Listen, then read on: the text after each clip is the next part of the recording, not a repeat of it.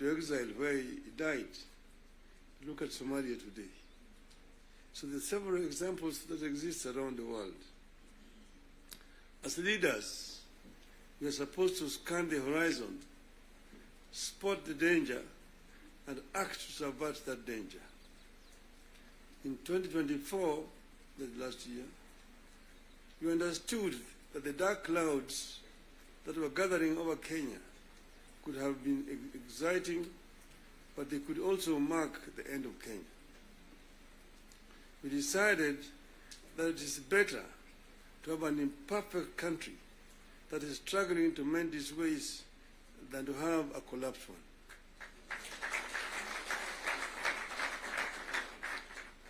We came together to create an environment in which we can discuss our issues and differences as people of one nation. As you know, and as you know here, there are countries that cannot discuss their issues at home.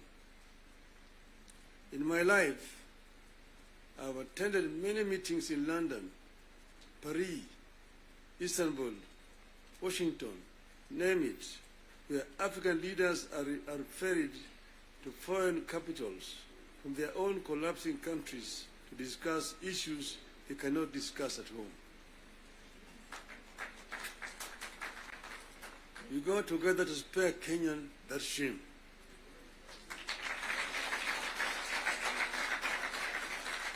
Our object was and remains one, as one U.S. Senator called it, our country, our whole country, and nothing but our country. Having stabilized the nation, how have we performed in the intervening periods? How do we do better? How do we move forward in a way that respects the people of Kenya and that shows that we are alive to the circumstances that triggered our coming together and that we are acting on them? That is our object today. And that is why we are here today. We met and decided that we needed to have, for the first time, a joint parliamentary group meeting. We could now discuss with our members of parliament. It's over 2 months ago, I had an opportunity to discuss in this very same place here with the members of the executive. They came here and actually came with the blueprint of the performance, what they had done up to that time, and what they were intended to continue doing going forward. And I was very candid with them in my discussions with them.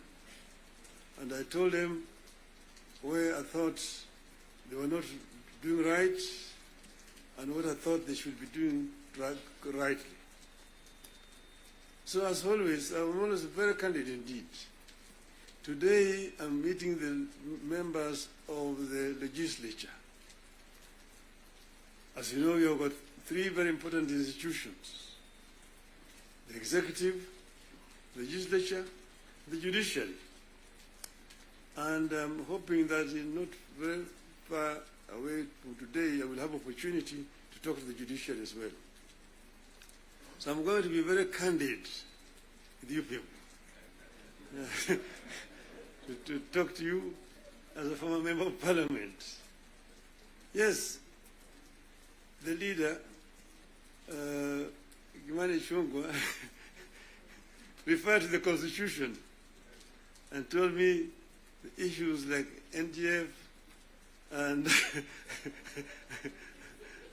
and Senate oversight in the counties is in the Constitution. I want him to cite to me the section of that Constitution that he's referring to. Because as you know, I was very involved with the Constitution, making Constitution of this country. And at another time, I would want to bring Professor Yashpal Gai, who was the leader of that Constitution making. And we went through very many issues. We had committees in Bomas of Kenya dealing with various segments of that constitution. The executive was one. Legislature is another one. Judiciary is another one. Devolution, other committee. The devolution was very contentious because we had very many people who did not want the devolution because of what had happened at independence. As you know, we started with the devolved system government, Majimbo. The foundation of Majimbo was actually contentious because it was ethnic-based. The colonialists and the settlers had actually instilled fear in the people that the bigger communities, the bigger tribes at that time, the Luos and the Kikuyus, will lord it over the smaller tribes. And thus the smaller tribes need to safeguard themselves by creating regions and powers so that they can be able to be protected. That was the basis of Majimbo. And it was a very lengthy discussion at Lancaster House. So KANU accepted Majimbo in London, but with the understanding that they would change it after the independence. So after independence, KANU actually started to frustrate Majimbo by not remitting funds to the regional governments. I want to refer you to the Hansard in the Bunge. There's a motion that was moved by the then leader of opposition at that time, the late Ronald Ngala, of censorship of the Prime Minister, the Jomo Kenyatta, because he had refused to release funds to the regional governments.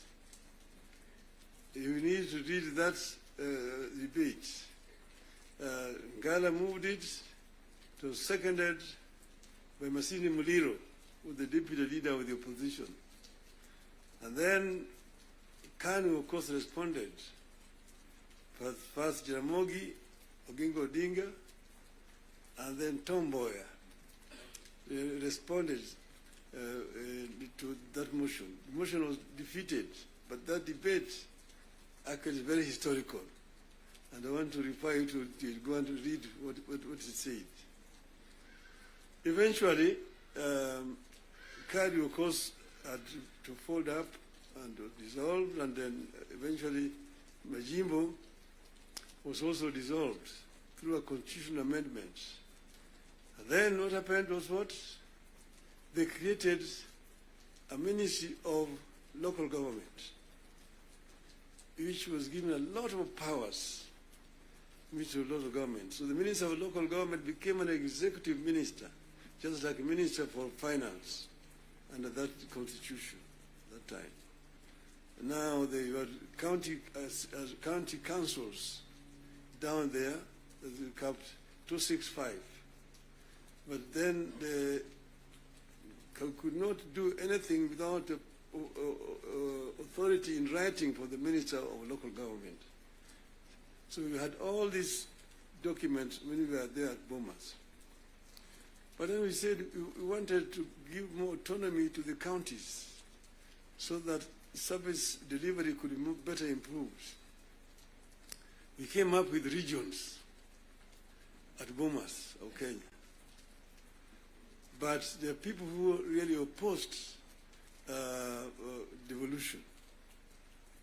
The chairman of devolution in Bomas was called Dr. ODM. He addressed the audience at Bomas, and by the time he finished talking, everybody said that man should be the chairman of that committee, and became the chairman of the committee. And he conducted the matter so well and so effectively that he became a marked person. What did they do to him? In broad daylight, around 11 o'clock, on Ngong Road there, off Ngong Road, in his residence, they sent assassins and in the presence of his children, they shot him and killed him.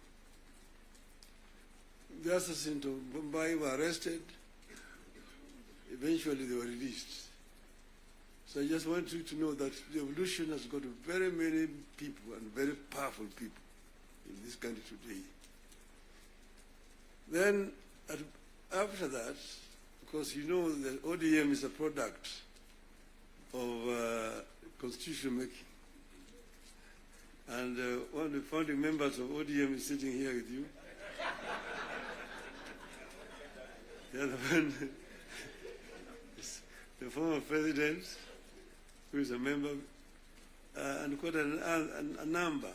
We are going to have the 20 years of ODM in October, and all the founding members are going to be invited.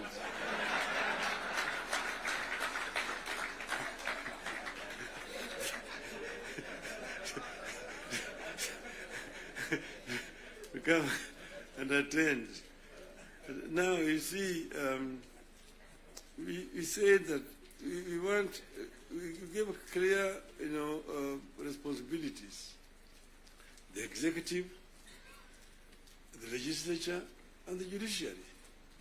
And the legislature is supposed to make laws that the executive uses to run the country.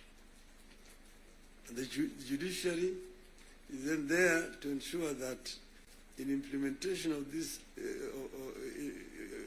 laws, the executive is not overreaching or violating the law of the Constitution. But then, so the work of Parliament is representation, legislation, and oversight. Very clear, it's written there in the Constitution. Parliament is not supposed to be implementing. Parliament is supposed to be oversighting. It's not oversighting. And secondly, there is only two levels of devolution. There's, national and one level, county. Constituency is not an element of devolution. Devolution remains at the county. Down there, the constituency, the county government does implementation of the projects. I'm saying, correct.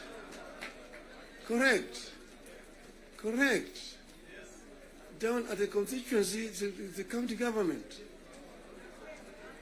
By the national government is supposed to do national projects, and we go down there. And there are functions which are clearly been assigned. Functions which have been clearly been assigned to the national government.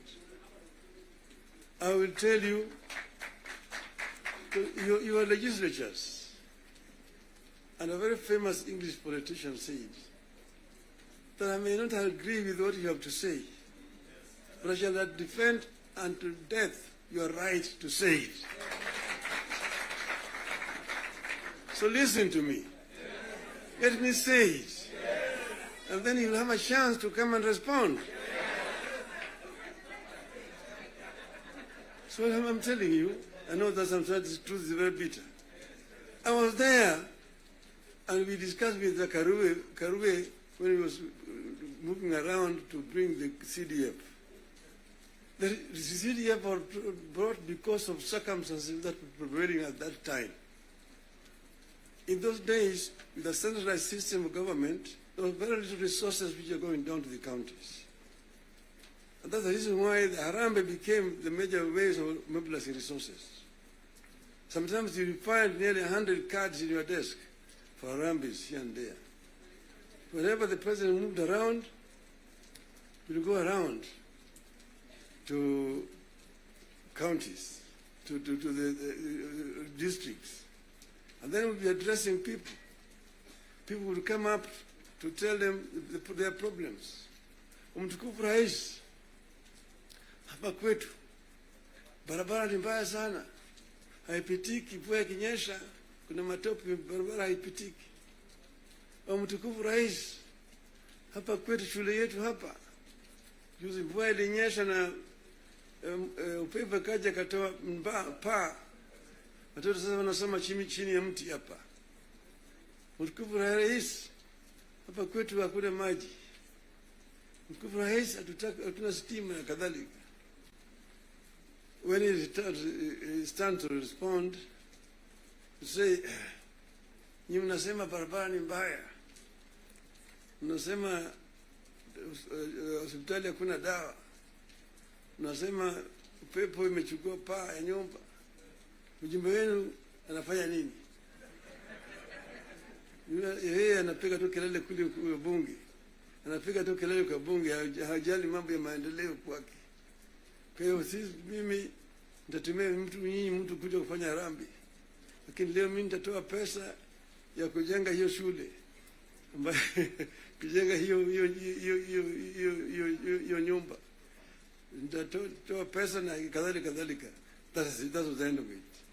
So the MP was the one who was being blamed for the failure of the national government to do certain things in their constituency. And that's the reason why we came up with the idea of CDF. That was that time. Exactly that was that time. But then the constituency is now falls under the devolved government, which is being led by the governors. So constituency is not a devolved unit. And members of parliament themselves should not be involved in development because there's supposed to be oversighting. There's supposed to be oversighting. If you have yourself being involved in construction of roads, building of schools, hospitals, who is going to oversight you? Who is oversighting you? So, Mr. President, I hold very clearly that these MPs know that they should not have any business in trying to implement projects in their constituency. Implementation of projects should be left to the county government. Secondly, the oversight, the national parliament oversight the national government, whether it is the National Assembly or the Senate. Oversighting of governors, the responsibility of MC.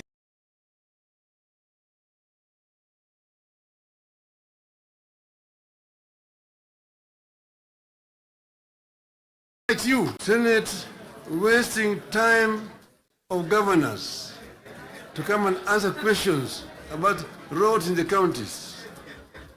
And thirdly, the issue of extortion. The issues of extortion. The issues of extortion. Majority Leader, you talked of, you didn't talk of extortion, you talked of lobbying. Lobbying is okay. In the US, you've got lobby firms which have formed to lobby the members of the Congress. They come to lobby and they're known, they're officially registered as lobbyists. They come to lobby the members of parliament. But lobbying is a different thing from extortion. From extortion. That you have a member, every committee has got a member who is how do you call him? Welfare bunge is giving a very, very image of parliament. That members of parliament should not be soliciting funds from because you see, listen to me. You know, the environment that we are creating here in this country is very, very hostile to investments. Foreign investors who come to the country bring their resources in the country to invest it here. And when they bring their resources, when they find there's too much bureaucracy and there's too much extortion, they run away. Private capital is risk shy. Risk shy. And when, for example, somebody has come with his resources to start a project, and then you find somebody beginning to make noise that, oh, this project has not been approved. This project has not been approved, or this project is being corruptly implemented. To run away, and delaying of the projects. And you find a situation where members of parliament inviting parastatals and so on, and even purporting to be cancelling projects that have been signed. That is the work of the executive, not the work of the legislature. So legislature should not be competing with the executive in terms of implementation of projects. Allow the executive to implement and just correct them when they go wrong. That's the country will develop. Create a healthy environment for implementation of projects in the country. Then this country will develop. I know I'm being too honest with you people. And I know that the facts, the truth sometimes is so painful, but I think it is important to say this to honorable members of parliament. Thank you very much. May I now invite my brother to come and address you people.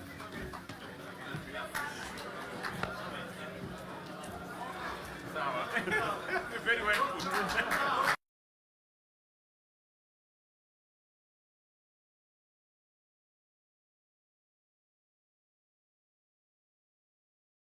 The Right Honorable Prime Minister Raila Odinga, ladies and gentlemen, let's take our seats. Thank you very much.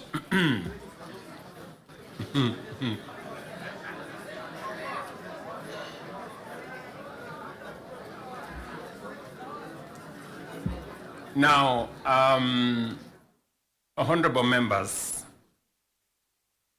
let me join the Right Honorable Raila Odinga and all the leaders who have spoken before me to welcome all of you to this very important first ever parliamentary group meeting that brings the two major coalitions together today here in Karen.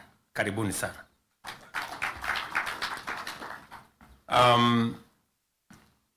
The Right Honorable Raila Odinga has given us the context of why we are meeting here.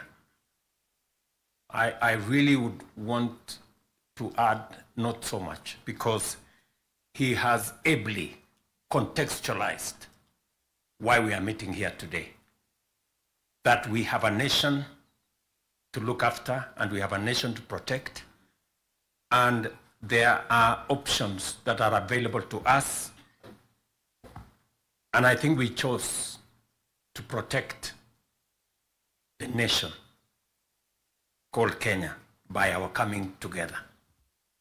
And so I want to commend both the Right Honorable Raila Odinga and the ODM party, my former party, for standing up to be counted when the country needed leaders to stand up for Kenya. It may have been easy to do the opposite. It may have been popular to do the opposite. I know many people have vilified the Honorable Raila Odinga and the ODM party for the decision they took to stand for Kenya when there was need to do so. And let me say the following as the President of Kenya today. We have come from very far as a nation. We stand here today as a robust democracy, a nation that is making strides in our national development. And I want to speak to you candidly. I don't have a written statement because I really wanted to speak to you from my heart.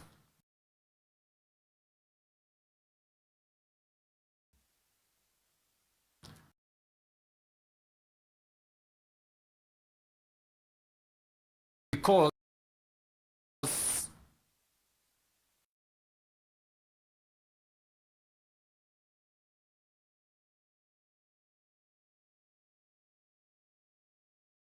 and by God's grace, I have,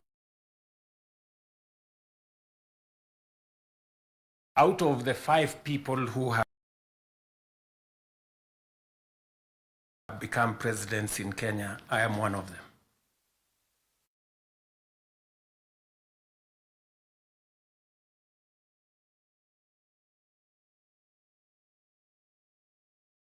Kenyans who have had the opportunity to lead this country.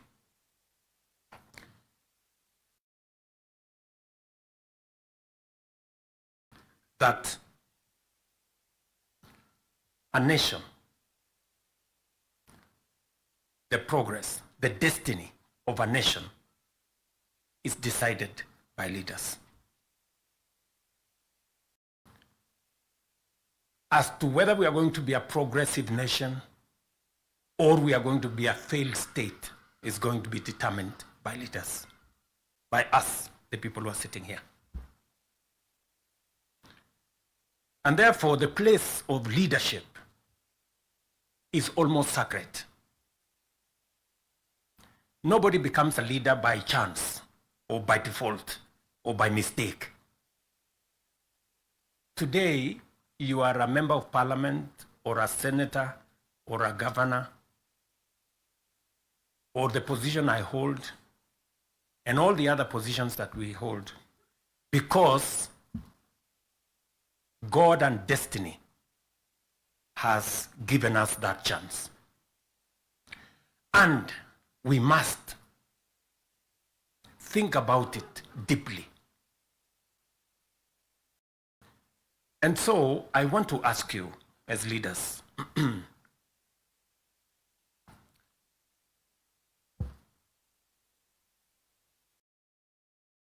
the Honorable Prime Minister has given us a history of countries.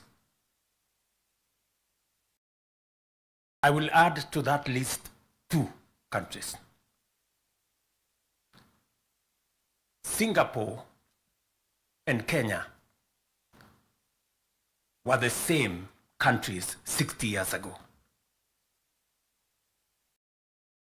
Malaysia and Kenya were the same 60 years ago. But today, we play in different leagues. They have managed to progress to the first world. We are still where we are. The difference between what Singapore has become and what we are is leadership.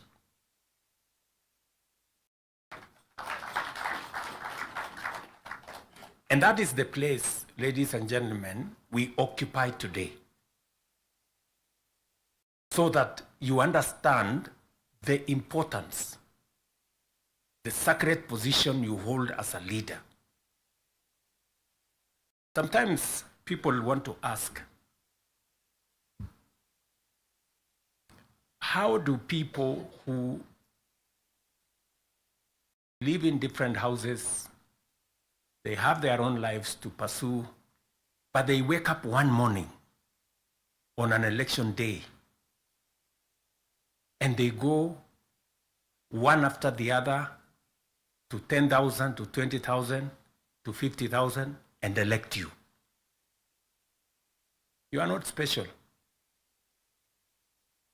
But it is a moment that God has given us as leaders. And therefore, we must do whatever we are doing, knowing very well that we have a heavy, almost sacred responsibility to the people we lead, to the nation of Kenya.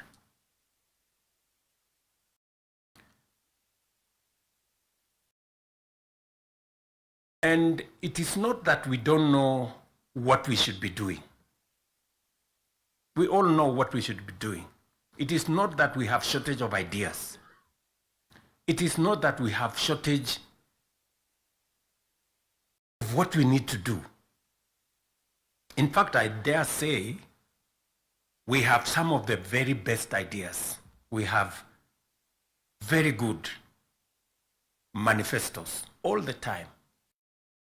And in fact, if you look at, and I keep referring to this, if you look at the manifesto of Kenya Kwanza and the manifesto of the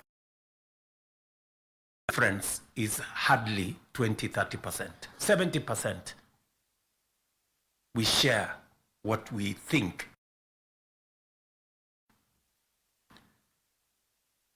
But politics somehow has taken our country hostage, that we cannot do what we all know we should do.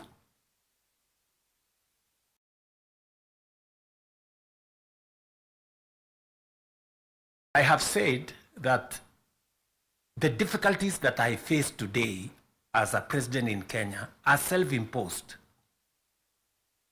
You know, I imposed on myself all these difficulties. Implementing the new funding model, implementing SHA, implementing housing, doing all those things. If I hadn't done any of those, I would be a very popular person, and but the country would not have moved anywhere. I am confident that if Raila had become president, he would be doing what I'm doing. Yes. He would be implementing SHA. He would be implementing housing. He would be doing reform in the education.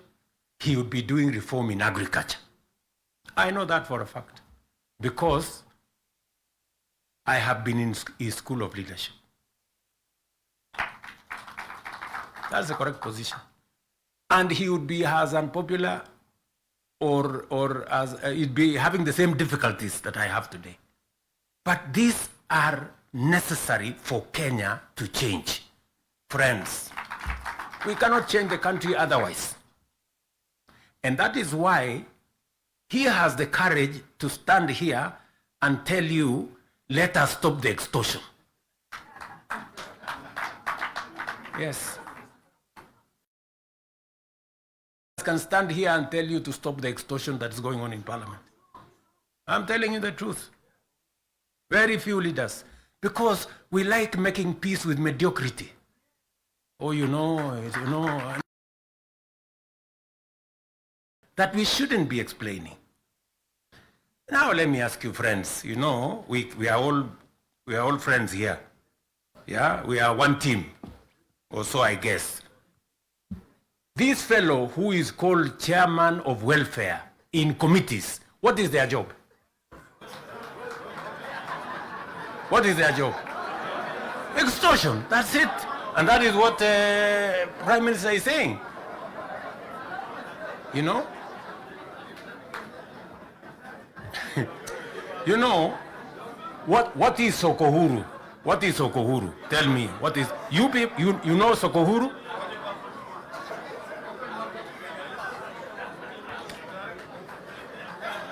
So, let me tell you. No, no, you see, and this is the same problem that we face. This is the same problem that we face. Because, look, for example, we passed the law that we all know, friends, we all know the problems we go through with fundraisings for people who have hospital bills. All of us. In your phones, you have WhatsApp groups. So-and-so has this, this condition, so-and-so has this condition, contribute here. True or not true? Yes. But we don't want to fix it because it's difficult. But I must commend you. I must commend the members of National Assembly and Senate because you took the courage and passed the bills that today is beginning to solve the problem of health in Kenya. It may not happen instantly. But you, all of you, can now see that there is a possibility that we can sort out the challenge of health and health delivery in Kenya. But because we had to be bold, we had to be bold and make the necessary decisions. Today, we are dealing with the crooked hospitals and health professionals who still want to steal from SHA and to steal from our health provision. And we will go after them and we will deal with them. So, what am I saying? I am saying the following. If we have to change Kenya, my friends, we have a historic opportunity today with this broad-based government, we have a historic opportunity to unleash the full potential of Kenya.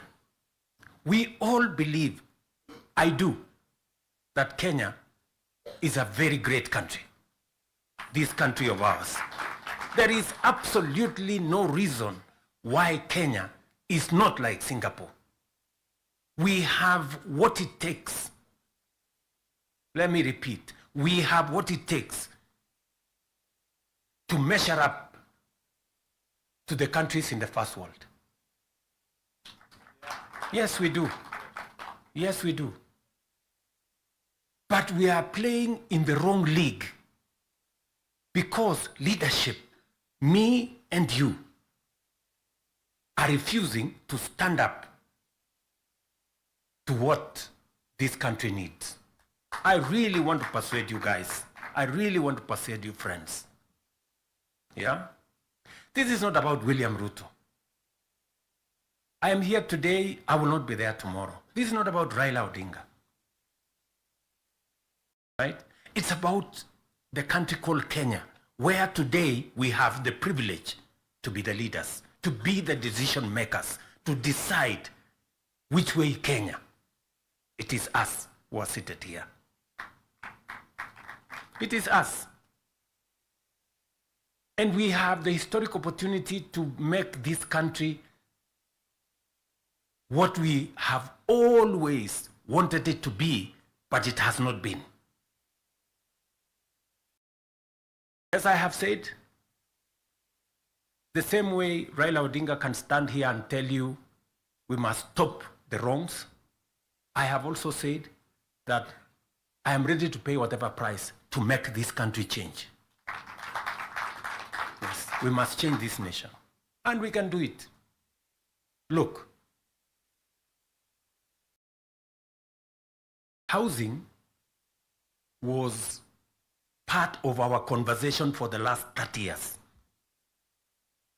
Yes, we've always talked about housing and how important it is and how it is going to create jobs, how it is going to stop land fragmentation, how it's going to allow us to produce, to save land that is meant for food, how we are going to have decent housing, how we are going to reduce on slums, how we are going to have decent livelihoods. We've always said that. The Right Honorable Raila Odinga tried with the first slum upgrading projects. We started there. The housing levy, go and read the Azimio Manifesto. Read the Kenya Kwanza Manifesto. It is there. It is there in both manifestos. We now are seated here and we have the opportunity to implement what was in the Azimio Manifesto and what was in the Kenya Kwanza Manifesto. Friends, why don't we just do it? Why don't we just do it? We will do it? Yes. Let us just roll it out and look. You can see for yourselves how transformational it is. Today, using the housing levy, we are not only doing housing, we are doing markets, we are doing hostels. And I promise you, what you see in Mukuru, what you see in Kisumu, because I have been there with Baba here, what you see in Eldoret, what you see in Nakuru, what you see in Kiambu here, what you see in almost every part of Kenya is just housing implemented for 2 years. And you can already see the kind of impact it is having, the number of jobs it is creating, the way it is bringing change in our towns and cities. Friends, if we were to do this for 10 years, if we were to do this for 20 years, and this is a project that has been delayed, we are supposed to have done this 30 years ago. Tell me, if housing was implemented 30 years ago, how Kenya would be looking today. We wouldn't be different from Singapore. We may have started late, but we now have a chance to do it. I want to ask you, I want to request you for us to come together. And we are not coming together so that any one of us can get anything. We are coming together so that we can transform this country. And it is possible in our lifetime to change Kenya. In our lifetime. We now have maybe 320, 350,000 young people working in that space. We could double that to 700 in the next 2-3 months. We could scale up that to 1 million by next year. And we can energize the transformation of our country. That is why we are sitting here. That is why Baba and I have called this PG. Baba has told you we are here for Kenya. I am buttressing what we are saying, what he is saying, by telling you what we can achieve together. What we can do in our agricultural transformation. If it was not for the broad-based, for example, we wouldn't have had the kind of change that is required in our sugar sector. And I want to tell you, watch this space. In just 2 or maximum 3 years, Kenya will be a net exporter of sugar. Just 2 or 3 years. This country, which perennially we have been looking for safeguards from COMESA. Every year, we are looking for safeguards from COMESA. We are spending public money to go and pay for sugar, to go and pay for farmers, to go and pay for workers who don't work for government. Just because we couldn't bite the bullet and tell the crooks there to get out. Now we have told them to leave. And I want to promise you, I want you to hold me to it. We are going to change the sugar sector. We are going to change the coffee sector. You have already seen what is going on in coffee. There is still a little bit of pushback, but we will deal with it. And on and on and on, and we can transform our whole agricultural sector. Just the little interventions that we have done standing together. You people in Parliament making sure that we are subsidizing production. And I must commend, Parliament has always provided money for us to support the production of the country, either through fertilizer or seeds or other interventions when we have brought it to Parliament. So you're part of the making of the history of our nation. Just imagine we have reduced the imports of maize, for example, by 70%. Reduce the imports of sugar by 70%. And we can make that progress if we are focused on where we want to go. And that is the reason why we have to make the decisions that we have made work. It is the reason why Baba and I have appointed Agnes Zani and her team, so that what brought us together, we don't forget. The 10-point agenda that we have signed buttresses what is actually in our manifestos. The NADCO report, we all know what it is supposed to achieve. And if we stand together, we can achieve all the legislation that is recommended by the NADCO report. Parliament has what it takes, to do this. For Kenya, we can do it. And I want to persuade this PG to work with us and for all of us to be committed to this exercise. Protecting devolution. There is need for us as a nation to distinguish between governance and devolution. The governor is not devolution. The governor is a person.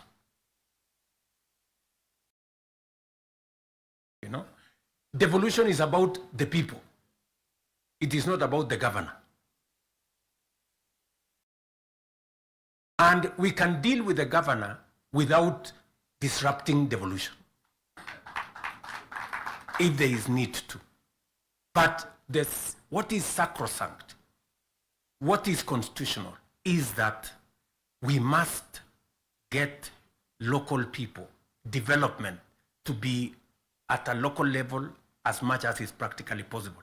I agree with the Right Honorable Raila Odinga, because I was in Parliament when NGCDF was passed.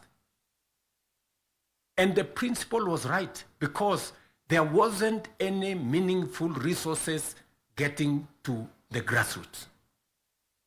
And the big push for devolution in the constitution-making process was 3 principles: making sure that resources get to the grassroots, making sure that there is representation at the grassroots, and making sure that accountability is also at the grassroots. So we need a conversation. There are legitimate concerns on how resources are being spent at the counties. There is. We cannot also run away. There is legitimate concern. Let me ask, for example, the latest Sokohuru in the Senate.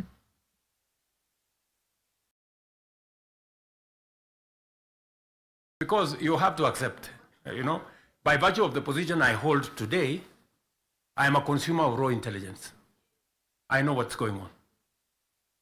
Where does somebody find 150 million? Where?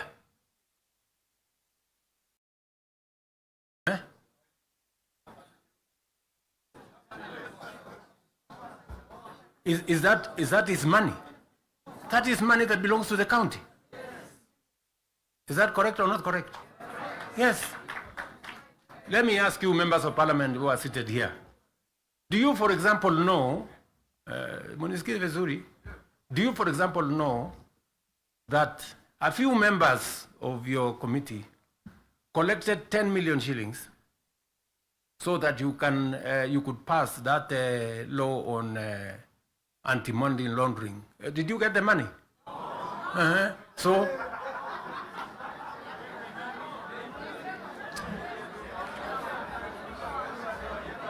So, going forward, si tunataka tukubaliane, si we are one team. Yes, there are people who are destroying the credibility of Parliament. And they are collecting money in the name of Parliament. And some of the time, or most of the time, that money never gets to Parliament, it gets to a few people. We are not going to shame them. We are going to arrest them. Yes.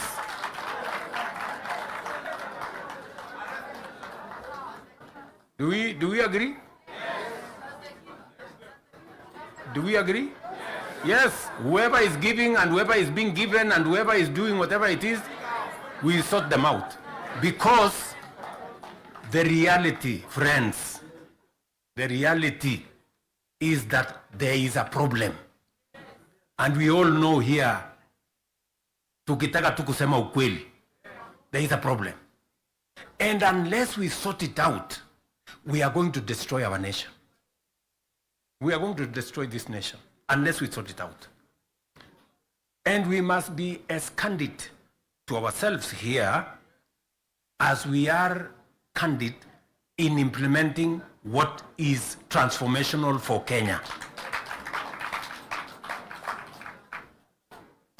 Tunaelewana? Now, let me say this. We must make sure that we get resources to the grassroots, but we also must make sure that the resources that get to the grassroots is used for the people, not other ways. And so we must do for the national government as well. In our 10-point agenda, we have discussed about the young people of our nation and how we need to protect their livelihoods. I want to ask the leadership seated here today, members, I want to persuade you. We have a robust program. We have, I think, close to 8 or 9 different programs targeting our young people and how we can meaningfully engage them in employment and other interventions that benefit the young people of our nation. I will say this.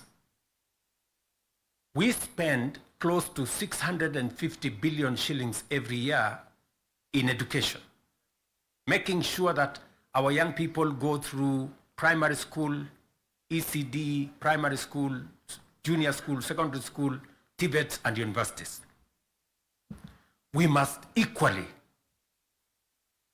have clarity in how these 650 billion, how do we recover that money by making sure that our young people become a resource for the development of our nation instead of being a problem to our nation. We must do that. And there are 6, 7 interventions that have gone through Parliament. Housing is one of them. Export of labor is another one. Digital jobs, and every member of Parliament here, especially of the National Assembly, you have resources to do ICT hubs. I remember discussing with Sirma there, chairman of NGCDF. I remember discussing with Kiarie, the chairman of ICT.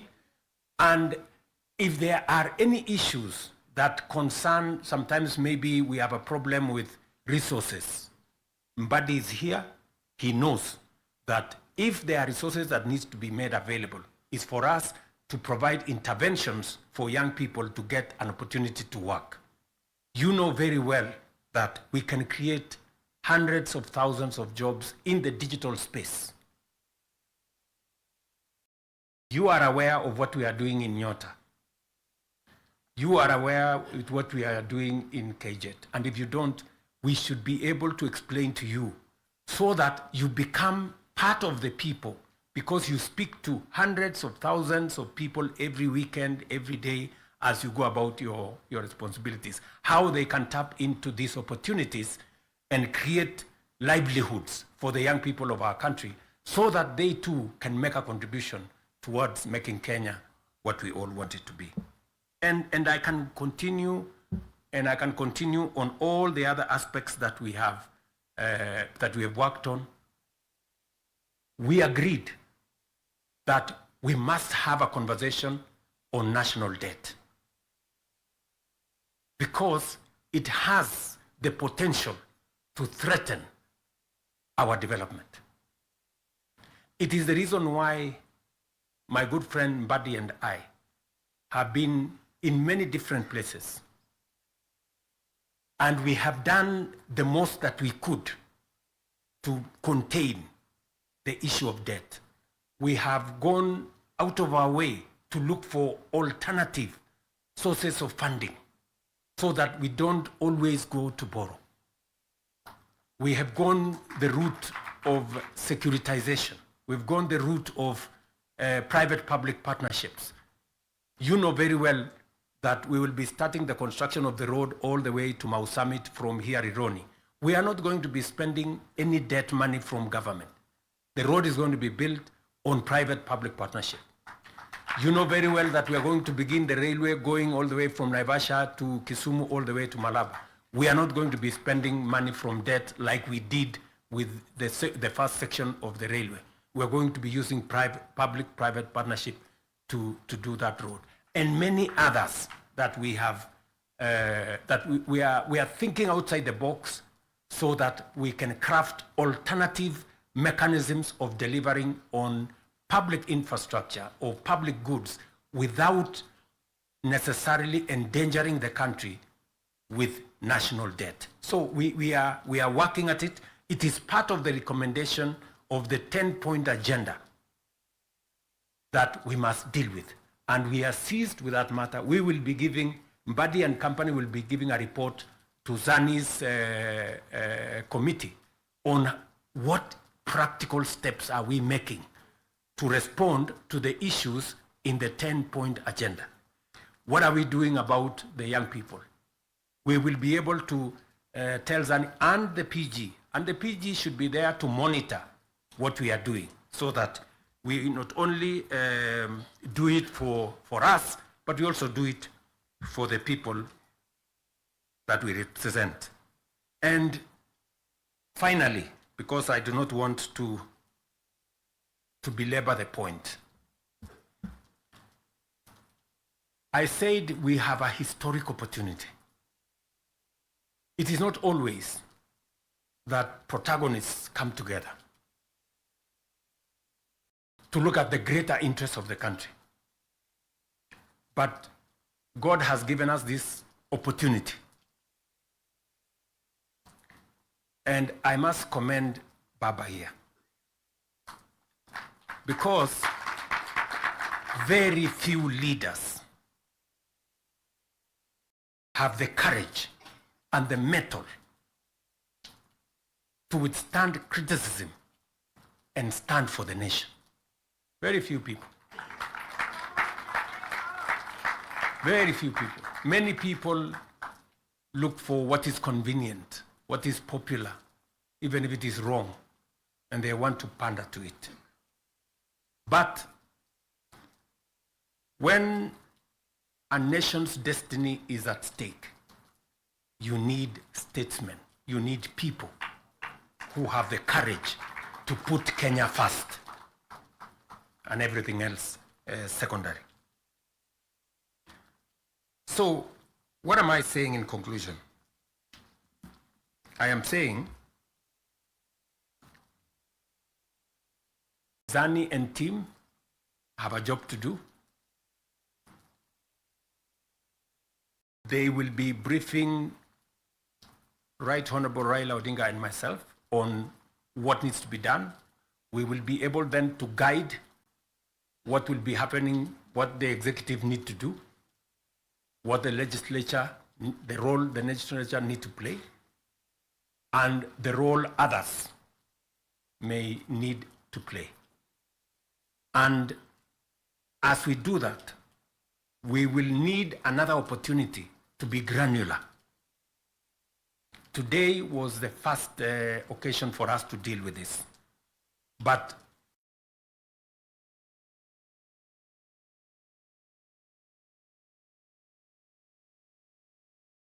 at least the ministers to come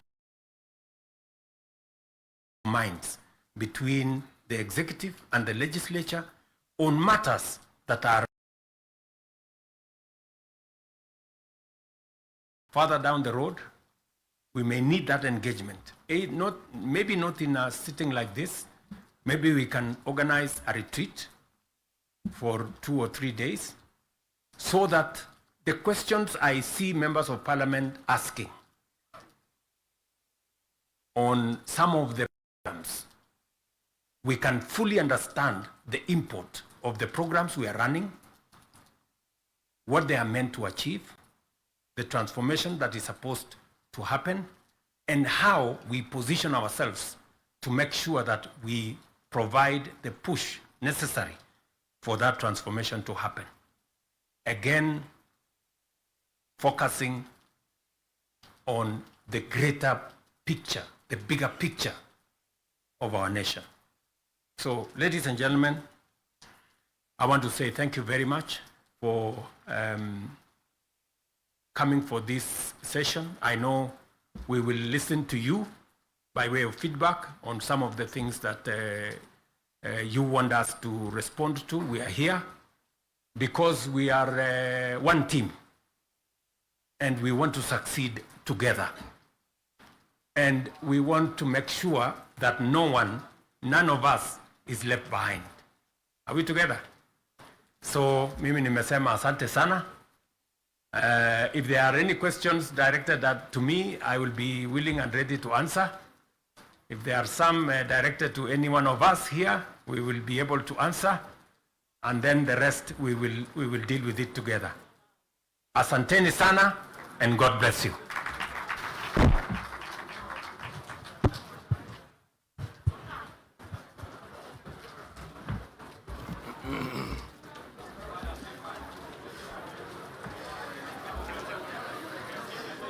We may have our seats, honorable members. Your Excellencies, the President and the Prime Minister, honorable members, let us give the two party leaders a hand of applause. Your Excellency, if you did not hear two-term for yourself or the Prime Minister, it is principally because we recognize and appreciate your very